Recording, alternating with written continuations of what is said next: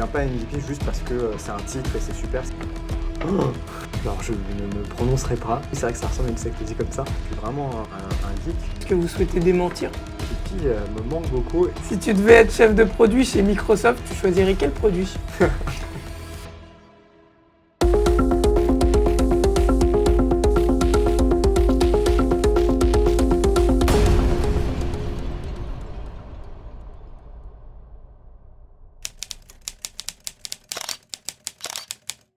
Bonjour Monsieur Anandou.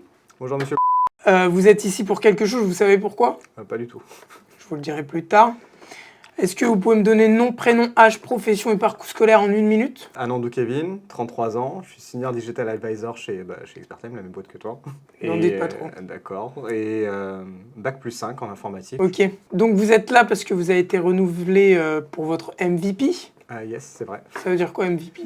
Alors ça veut dire Most Valuable Professional, côté Microsoft. En gros, c'est des personnes qui sont reconnues pour leur communication et la promotion des produits Microsoft et des services Microsoft. Et d'où ça sort?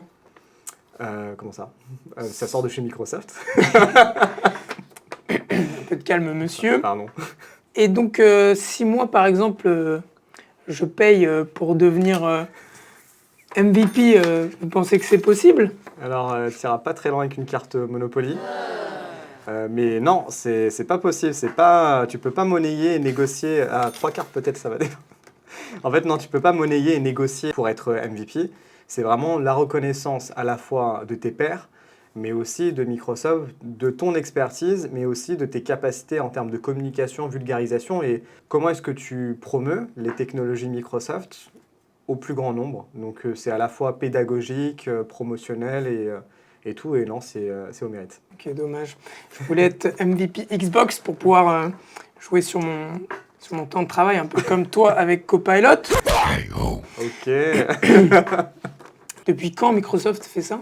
Alors, très bonne question. Je sais pas depuis quand ils font ça. Ça fait plus de 15 ans, 20 ans même, à juger certains nombres de renouvellements que certains ont eu. Donc voilà, ça permet aussi de garantir auprès des clients, des partenaires, voilà, que ces personnes qui sont renommées MVP, ils ont un haut niveau d'expertise et ils ont aussi un accès privilégié aux équipes Microsoft. C'est intéressant. Est-ce que MSN te manque? Grave. Et moi, il me faut la feature Wiz. Je milite pour qu'elle revienne sur Teams. Mais alors, pourquoi devenir MVP? Écoute, tu deviens pas MVP juste. Après, c'est mon point de vue. Tu deviens pas MVP juste parce que c'est un titre et c'est super, ça fait de la publicité. Non, il faut vraiment être passionné. Et moi, je suis un geek et la partie MVP, au-delà du fait que ça te donne forcément aussi de la notoriété par rapport à ton profil vis-à-vis de la communauté, c'est un excellent moyen pour un geek d'avoir accès en fait en avant-première à toutes les informations des équipes Microsoft, de discuter avec les ingénieurs, de remonter toi tes feedbacks, les feedbacks de tes clients et d'avoir aussi un aperçu de ce qui va arriver dans les mois, les années à venir. Et ça, pour tout geek, c'est top, quoi. Et ça te permet aussi de réfléchir un peu en avance de phase et de prendre déjà du recul sur des nouveautés qui vont être avancées et toi de te préparer aussi psychologiquement pour ça, quoi. Donc vous avez accès à des choses un peu secrètes? Tout à fait.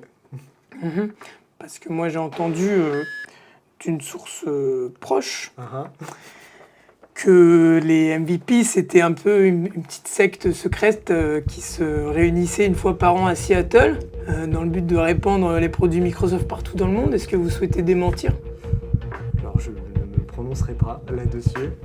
Okay, mais effectivement, nous nous regroupons une fois par an à Seattle. Ça n'a rien d'une secte, même s'il n'y a que les MVP qui sont invités.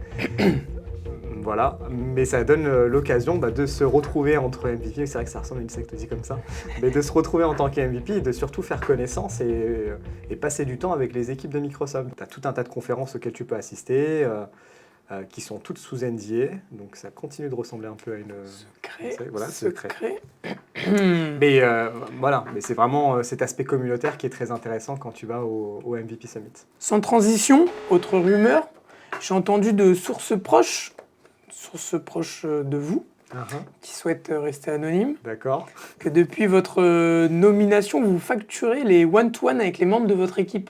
Est-ce que vous souhaitez démentir? Alors oui, je me place en faux par rapport à toutes ces accusations. Je ne facture pas mais c'est vrai que je peux demander parfois à ce qu'ils supportent un peu plus mes blagues un peu pourries. Dans ton équipe, qui sont tes modèles? Choisis-en un maintenant, tout de suite. Là, maintenant, tout de suite, je dirais l'équipe. Mauvaise réponse. Ils t'attendent tous derrière la porte. Non, mais toute l'équipe m'inspire et honnêtement, ce que je te disais tout à l'heure... Sachant que c'est grâce à eux que tu as eu ton MVP. Bah, c'est ça, en fait, t'as beau être motivé et être passionné en tant que geek, en fait, naturellement, mais le fait d'avoir une équipe qui t'inspire, qui te pousse aussi, qui te motive, tu as envie de faire ton mieux pour l'équipe. Et forcément, en fait, t'es dans un espèce de cercle vertueux et tu as envie de faire de ton mieux pour tout le monde, quoi. Et pourquoi pas inspirer d'autres personnes. Donc on devient MVP par du travail. Travail, mais c'est beaucoup aussi de communication, parce que tu peux être expert, et il y a des personnes qui sont bien plus expertes que moi dans plein d'autres domaines, et même côté Copilot, etc. Mais il faut avoir aussi cette envie de vouloir partager, et finalement de s'exposer un peu au réseau. C'est rentrer vraiment dans cette logique communautaire, et moi c'est ce que j'aime, quoi. Et toi, tu t'es fait connaître comment? YouTube, LinkedIn, podcast peut-être? J'ai commencé moi par des articles. Okay.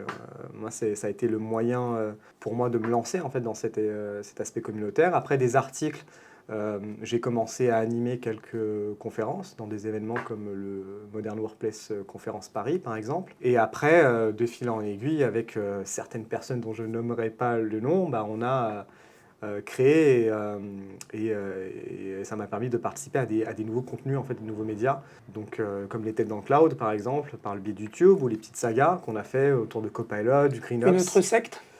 Voilà, une autre secte que j'embrasse très fort. Et après, de là, des podcasts, etc. Mais j'ai démarré par les articles. Ok. Donc, on est MVP ou on le devient? On le devient. C'est ça, on est MVP, t'as demandé. Hein. Est-ce qu'on est? Comme naître? Non, ouais, non, exactement. Non. non, pas le nez.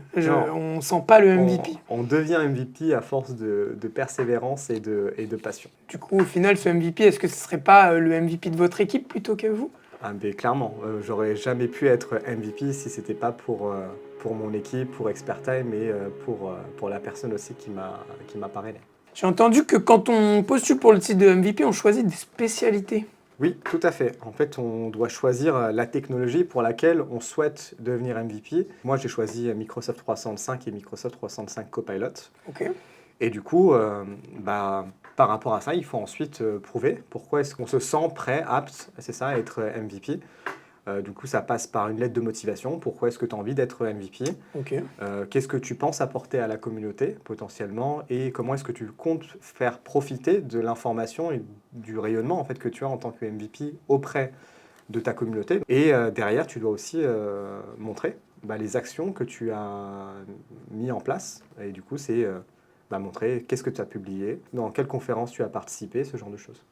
Donc là, c'est ta deuxième année en tant que MVP? Là, c'est ma deuxième année en tant qu'MVP, tout à fait. Et qu'est-ce que tu souhaites en faire? C'est vraiment partager ma passion. Moi, je suis vraiment un geek. J'adore la techno. C'est depuis la primaire, que la première fois que j'ai eu un ordinateur, c'est depuis là que je savais que je voulais faire de l'informatique. Bill Gates? Au début, mais moi, c'est surtout à partir de vraiment la fin de mes études à la fac, à partir de 2014-2015, en fait, que j'ai vraiment eu envie de rejoindre ce monde de Microsoft depuis la nomination de Satya Nadella en tant que PDG. Et voilà, moi, ça m'a inspiré, son leadership, et ça m'a vraiment réconcilié, on va dire, avec les technos et la vision que Microsoft avait avec ses différents services. Et moi, c'est cette passion que j'ai envie de partager au plus grand nombre. Et du coup, le fait d'être MVP en soi, c'est pas ça qui va m'obliger entre guillemets à partager, ça je le fais naturellement, mais le fait en plus d'avoir accès à des nouveautés, t'es un peu plus excité par l'actu, c'est ça, c'est comme si tu étais un peu ça garde la flamme dans l'intimité, c'est ça, de ce qui se passe côté Microsoft, et toi ça te permet de te préparer et de savoir comment est-ce que tu vas vulgariser ça ensuite auprès de ta communauté, et ça c'est top. Sans transition, rumeur, vous vous plaignez de chevilles qui gonflent depuis votre renouvellement. Vous souhaitez démentir? Écoutez, pareil, je ne comprends pas. Oui, j'ai un peu plus de mal à mettre mes chaussettes et mes chaussures. Non, il faut rester humble. Est-ce que Clippy te manque? Clippy me manque beaucoup et je me rappelle, on a rigolé avec Kevin. On se disait, ah, ils ont loupé l'occasion, ils auraient pu appeler ça Clippy 365 ou Donc autre. ce serait peut-être ça la feature qui manque. Figure-toi, alors ça c'est pour le Copilot public, mais pour les 50 ans de Microsoft, quand ils ont fait leur event un peu spécial, et ben pour la version grand public de Copilot, ils annonçaient que dans ce qu'ils imaginaient en termes d'évolution par la suite, c'est de personnaliser ton Copilot et que ce soit pas le logo, mais que ce soit par exemple un petit renard ou autre. Et donc pourquoi pas Clippy, ça se trouve un jour. Super. On a peut-être une info secrète. Est-ce que du coup, tu as des projets liés, je sais pas, une chaîne YouTube? Est-ce qu'il faut continuer de suivre ton LinkedIn qui s'affiche juste ici? Ou est-ce que tu as peut-être, je sais pas, des events, les têtes dans le cloud? Alors, il y a les têtes dans le cloud déjà une fois par mois, si on compte pas en plus les épisodes spéciaux. Exactement, en Donc podcast ça, et sur YouTube. C'est ça, en podcast sur YouTube. Donc suivez-nous. Après, il va y avoir encore des vidéos avec, pas que moi d'ailleurs, avec les membres de mon équipe sur des sagas, ce genre de choses. Après, pour le moment, mon lien où on peut suivre mes actualités et toutes mes publications, c'est LinkedIn. Mais je prépare quelque chose pour YouTube. Mais j'en dirai un peu plus quand ce sera un peu plus concret. D'accord, on espère que ça va pas mettre un an. Avant qu'il ne soit trop tard. Quels sont tes modèles, Satya ou Satya? Je dirais Satya. Et autre que la tech? Autre que la tech. Peut-être les arts martiaux. J'allais dire les appareils photo, mais là, ça rentre dans la tech aussi. Non, j'adore les montres aussi, les voitures et effectivement les arts martiaux. Ah oui, je suis aussi passionné par la littérature indienne et philosophie indienne. Ces autres passions, entre guillemets, quand tu les regardes comme ça n'a pas forcément de lien. Ouais. Moi, j'aime beaucoup essayer de trouver le sens ou un peu l'utilité derrière la technologie et un peu de partager cette passion-là de différents moyens, le faire résonner cette passion-là chez les personnes. Il y a des personnes, ça va résonner parce qu'ils sont aussi passionnés que moi que tech. Il y en a d'autres, ça va être plutôt les impacts par rapport à la société, les autres sur les bénéfices que ça peut apporter par rapport à la productivité et autres. Et des fois, c'est juste un questionnement un peu profond sur vers quoi on s'oriente en fait avec ces technos et qu'est-ce que ça veut dire finalement d'être humain dans une ère, par exemple, où l'intelligence artificielle devient de plus en plus présente. Est-ce que tu as donné un surnom à ton copilote? Non, je l'appelle. Par contre, je dis mon copilote. Mon copilote. Et lui, est-ce qu'il te donne un nom? Est-ce que tu lui as dit, appelle-moi grand leader suprême? Non, parce que, encore une fois, l'humilité, les chaussettes, les chaussures, tout ça. Mais il t'appelle Monsieur MVP, par contre. Ah non, pas du tout. Il m'appelle Kevin. Tu préfères les whiz ou les gifs de Teams? Il n'y a pas de whiz sur Teams déjà. Ouais, il n'y a pas de whiz. Ah, mais si je devais choisir entre les deux... Si tu devais choisir entre le whiz de MSN et les gifs de Teams. Non, les gifs quand même. Ouais. Est-ce que tu as des hypes pour l'avenir dans ton domaine? T'imagines M365 Copilot? Est-ce que, sans trop nous dire les petites avancées grâce à ta secte, est-ce qu'il y a quelque chose vers quoi ça amène et qui te t'as envie de voir ça arriver vite, quoi? Là, c'est exercice de style un peu particulier. Je peux pas dire au jeu. La seule chose, c'est la place que petit à petit va prendre Copilot dans Microsoft 365 devient de plus en plus intéressante et puis là on commence déjà à voir une concrétisation de tout ça. C'est qu'avant Copilot, malgré les promesses, était plus un outil qui permettait surtout de restituer de l'information ou en tout cas de mieux consommer l'information un peu plus facilement. Et là où petit à petit ça se positionne vraiment comme un assistant personnel, un peu ton Copilot, ton wingman on va dire, avec plus de personnalisation, une meilleure compréhension de toi. Et ça va se matérialiser à la fois dans les fonctionnalités, mais aussi les interactions que tu vas avoir. Donc, j'en dirai pas plus. Peut-être on en apprendra plus dans de prochaines vidéos. Peut-être dans Abonnez-vous. Est-ce que tu avais préparé un discours pour ta nomination? Pas du tout. Beaucoup de remerciements. Beaucoup de remerciements. Mais à qui, du coup? Ça suit ma prochaine question. Un peu à tout le monde, les personnes qui m'ont soutenu jusque-là, mes précédents employeurs, mon équipe actuelle, toute personne avec qui j'ai interagi, la direction qui m'a beaucoup motivé, m'a beaucoup poussé, mes managers, Kevin Vimard, mes parents aussi, enfin toute personne qui m'a soutenu en fait au final. Je serais pas arrivé à... Dédicace Ça, à la mama. Est-ce que tu peux nous inventer une devise pour les MVP? Travailler avec passion. Travailler avec passion, faire de son mieux. C'est pas un truc un peu... Un peu bateau, mais c'est les choses simples.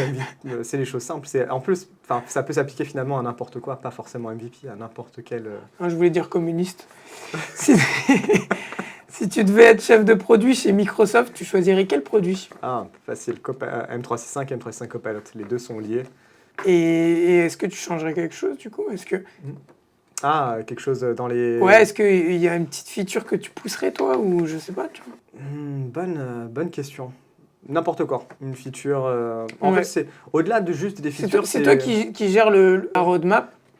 En fait, au-delà de juste pousser les features, parce que la plateforme est déjà très riche, donc il y a très certainement des features qu'il faudra mettre en avant. Là, comme ça, je peux pas te dire, il y a moins l'interaction à la voix en temps réel, tu vois, qui me donne vachement envie sur la partie Copilot. Mais au-delà de rajouter des features encore et encore, c'est plutôt donner vraiment une bonne vision d'ensemble de ce que peut faire la plateforme, un peu simplifier peut-être le discours. Ouais. Pour que toutes les features, ça ne soit pas réservé juste à des personnes qui sont très, très tech et très geek en fait, mais que ça profite vraiment au maximum de Que personnes. ce soit plus intuitif pour les Montrer la valeur, les nouveaux, mieux montrer la valeur de ce que peut apporter cette plateforme-là à l'ensemble des collaborateurs, peu importe leur niveau. Rumeur. Uh-huh. Vous auriez fait pression sur Wikipédia pour avoir votre propre page, avec écrit, je cite, fils spirituel du grand leader technologique Satya Nadella. Ça devait rester Vous entre souhaitez nous, Antoine. démentir. Ça devait rester entre nous, Antoine, mais oui, je dément. C'est quoi ton prompt le plus utilisé? Le prompt le plus utilisé? Donne-moi des... Quelle heure est-il? Non, c'est plutôt donne-moi un avis critique et constructif par rapport aux idées que j'ai. Intéressant. Ouais, C'est pas un prompt que je fais tous les jours, enfin que je fais. Moi, j'adore ça. Et puis, comme en face, t'as Copilot et t'as pas notion entre guillemets de sentiment, etc. En fait, je lui dis bon, sois le plus direct possible sur les. C'est très pragmatique, très factuel, très objectif en fait. Est-ce que tu acceptes les cookies? Tous les cookies? Je refuse. Alors, ça dépend. Cookies informatiques, je tends à refuser ou d'accepter uniquement les nécessaires. Mais quand c'est mes collègues qui font des cookies, je les accepte tous. Et les kiwis? Et ça dépend de comment est-ce qu'on les mange. Dédicace à Chloé. Je ne dirais pas qui m'a mis la piste sur cette question. Tu préfères vivre sans Copilot ou sans DBZ?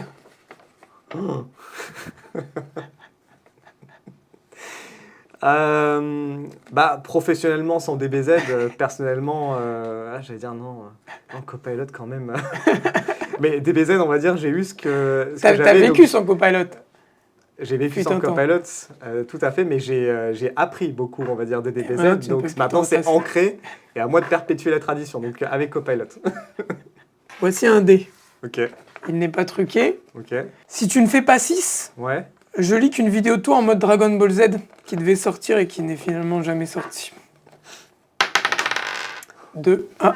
Salut, je suis Kevin Anandou, ton MVP M365 et Copilot. À bord de mon nuage magique, je vais t'emmener découvrir les dernières nouveautés de Microsoft avec une touche de Dragon Ball. Allez, c'est parti, suis-moi. En fait, c'est un traquenard, c'est pas une interview. Pour finir, quand est-ce que tu lances ta chaîne YouTube? Incessamment sous peu. Si tout se passe bien sur la dernière partie de l'année. Est-ce que tu souhaites laisser un petit mot aux gens qui nous regardent? On a peut-être oublié quelque chose dans cet interrogatoire musclé. Non, mais c'est comme d'habitude un merci à toutes les personnes qui me soutiennent au quotidien. Un merci à Expertime, à la direction, au manager, à Kevin Vimard qui m'a parrainé. S'il ne m'avait pas parrainé, je ne serais pas MVP aujourd'hui. Bien sûr. Merci aussi au Tête dans le Cloud, à toi pour toutes ces vidéos et cette interview. Je suis l'homme en noir officiellement. Pardon. Merci à la personne qui nous fait toutes les vidéos. Non, merci aussi à mon équipe, toutes les personnes qui vraiment me poussent au quotidien à faire de mon mieux. Et voilà. Et merci aussi à Microsoft de m'avoir donné la chance aussi en tant que MVP et à faire des super produits. Est-ce que tu peux nous faire le fameux, si vous avez aimé cette vidéo, abonnez-vous. Si vous avez aimé cette vidéo... Regarde dans la caméra. Ah, ok. Si vous avez aimé ces vidéos, abonnez-vous.